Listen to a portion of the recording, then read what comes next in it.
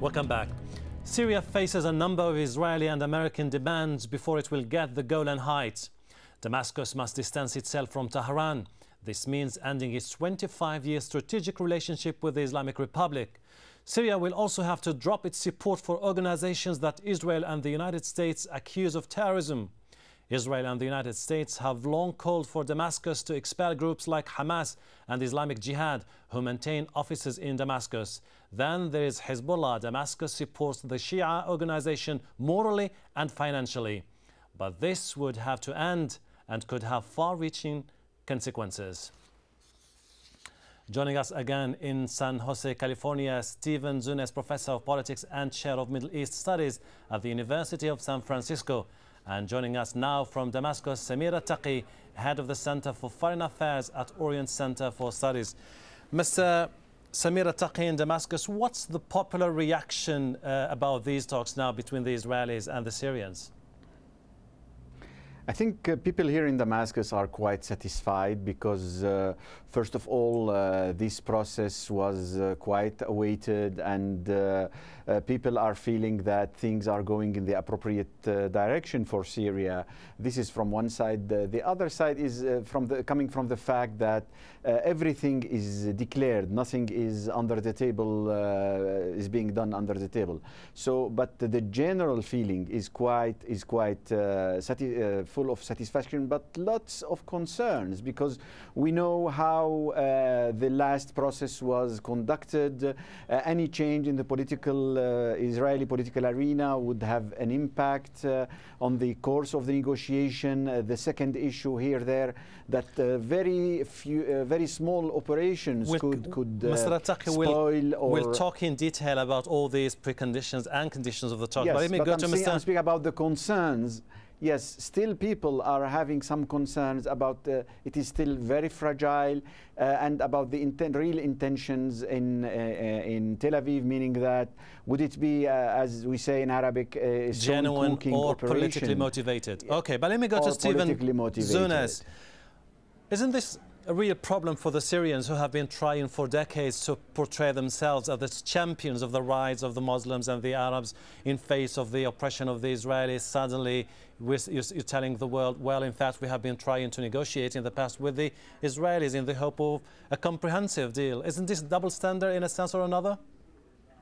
I mean, obviously, there will be a number of people, including Palestinians, who will be concerned about a possible separate peace. But frankly, Syria's position of not recognizing Israel and not providing security guarantees, its current posturing hasn't done a whole lot to help the Palestinian cause anyway. And so perhaps with an embassy in Tel Aviv, they might actually have a little more leverage. I think the real key issue is what the United States and Israel has been pushing has been to separate Syria from its close ties to Iran, which to many Arab nationalists would be considered a positive step anyway.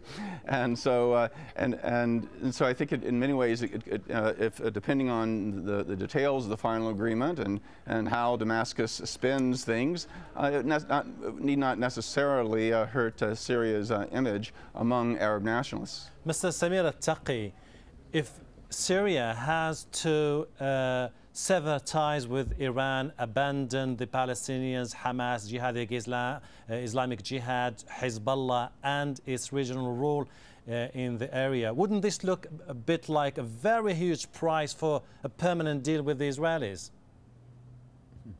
I don't think that Syria will do that. The general perception here in Damascus is that practically it is Israel in the year 2000 who said there is no Arab interlocutor. And now due to the American policy in the region, there had been shaking up and collapsing of many states. And that's why exactly the Palestinian Authority had been collapsing. And practically this had generated the non-state players in the region. So in our perception, at the end of the game, all what a non-state player would like to see is to bring his enemy on the table. Any non-state player cannot win. And it is because of the pretension of the Israelis that there is no Arab interlocutor, and that to try to close the Arab-Israeli conflict, to close the fields of engagement between the Arabs and the Israelis, withdrawing from Gaza, building the wall, asking the Syrians to get rid of some of their armaments, asking the Syrians to sack the Palestinians, and asking the disarmament of Hezbollah. Together, all these measures would have meant that you are closing the Arab-Israeli conflict without solving it. And Syria, frankly speaking, had gambled that this won't be the case. Okay. So, if it is a trend in the region, if somebody would think that Syria would always try to get in peace with Israel, regardless of the price, he would be completely Got your point. wrong. Let me go to Mr. I would say that this. Yes, please. Mr. Stephen, technically the Israelis and the Syrians are at war. Just a few months ago, the Israelis bombed what they said was a nuclear cache. How can suddenly things change dramatically to the point where the Syrians and the Israelis are saying that we think this is high time for comprehensive deal? In large part because the status quo hasn't been working for either side. It's a pragmatic decision, I believe. I don't think there's any kind of a change of heart ideologically or morally.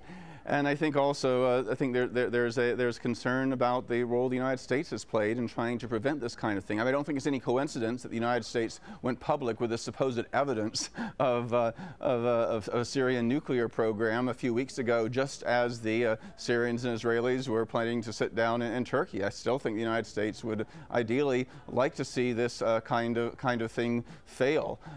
There's a myth, I think, in a lot of places that the tail wags the dog, that Israel controls U.S. policy, but the U.S. has at least as much leverage on Israel as Israel does in the United States, and I think both sides are beginning to see this more as a kind of divide and rule, and perhaps they could do better on their own, or at least through another third party than the United States, which has always taken such a bias on the Israeli side. Mr. Samir, do you think that the Syrians are now in a position where they have to go on with the talks because they are internationally isolated? They're facing the Syria Accountability Act. They are in the Arab world isolated, criticized for meddling with the affairs of the Lebanese, and they have realized now that something has to be done. The price is abandoning the 4 decades of rhetoric against the Israelis.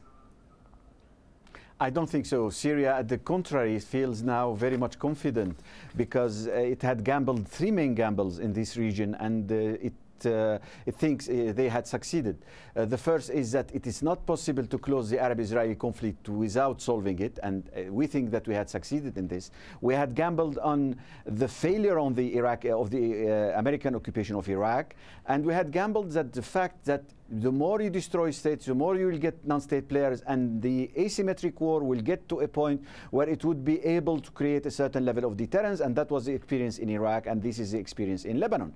Subsequently, those gambles makes us much more confident, and we feel that we are not isolated as long as we are able to play on the ground. It's not about exchange of diplomats that Syria would judge itself isolated or not.